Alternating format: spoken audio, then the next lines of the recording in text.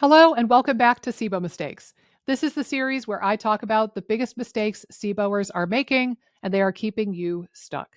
Stuck with symptoms like bloating, abdominal pain, abdominal distension, that preggo belly like you look 9 months pregnant when you just ate half an apple, diarrhea, constipation, and mixed bowel patterns.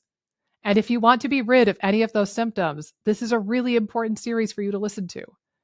Now, this one might be a little bit hard to hear, and I'm sure I'm going to get flack for it in the comments, but please don't shoot the messenger and just listen to me. Sometimes you need supervision. And I understand that's not going to be immediately obtainable for all of you. I know that there is a financial constraint to this, and you might not be able to afford a program like mine, or working with a dietitian, or working with a doctor. But here's the thing, a lot of what you're doing is dangerous, and you might be making yourself worse doing it on your own. And this goes back to a previous conversation we had in the series about red flags. This is particularly true if you have noticed any of those red flags. So, unintended weight loss, orthorexic or obsessive thinking, or a decreased quality of life because of your SIBO journey. If any of those resonate and ring a bell to you and sound like your life right now, I really encourage you to work with somebody. Somebody, whether it be a dietitian or a naturopath or somebody online like me. But for real, some of this stuff can be harmful if you're not careful. A really easy example is the elemental diet. The elemental diet is proposed in the SIBO community like this miracle cure-all, 85% cure rate. You just have to suffer through it for 2, maybe 3 weeks, and then you're totally good for the rest of your life, and it's a miracle. And I'll tell you, I don't know where they're getting that statistic from, but that's not what I have seen clinically. The elemental diet is not nearly as effective as people would lead you to believe, and it can be dangerous. I've seen people get really, really sick from the elemental diet. I've seen it cause really bad thrush and candida. And I've seen people drop a lot of weight and become emaciated and malnourished because of something like the elemental diet. Now, this can happen to a lesser but still significant degree with restrictive diets too. I've seen people drop 30 or 40 pounds that they did not need to lose doing something like low FODMAP or the Alison Seebecker low FODMAP SCD diet.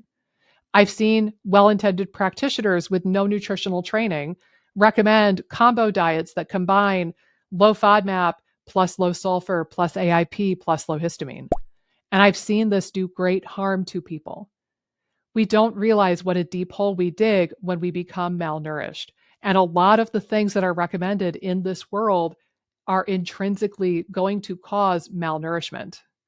So be very, very careful and be aware of when you need supervision or you need different supervision for what you're doing.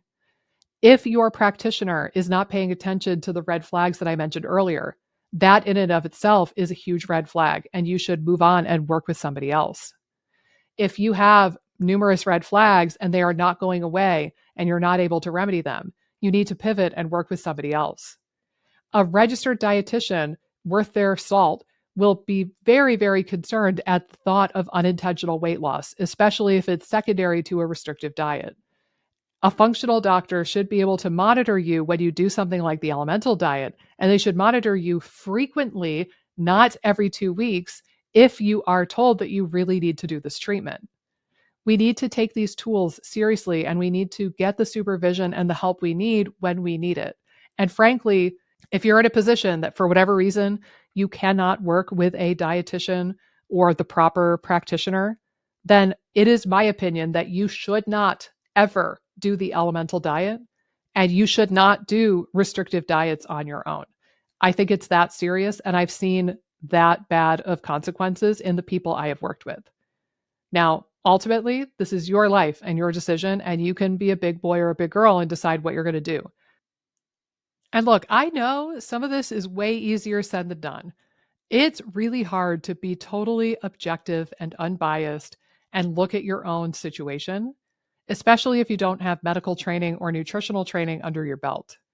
I know it feels like we have the world at our fingertips and we could Google or YouTube anything, but there is a limitation to what you can pick up here on the internet in this capacity.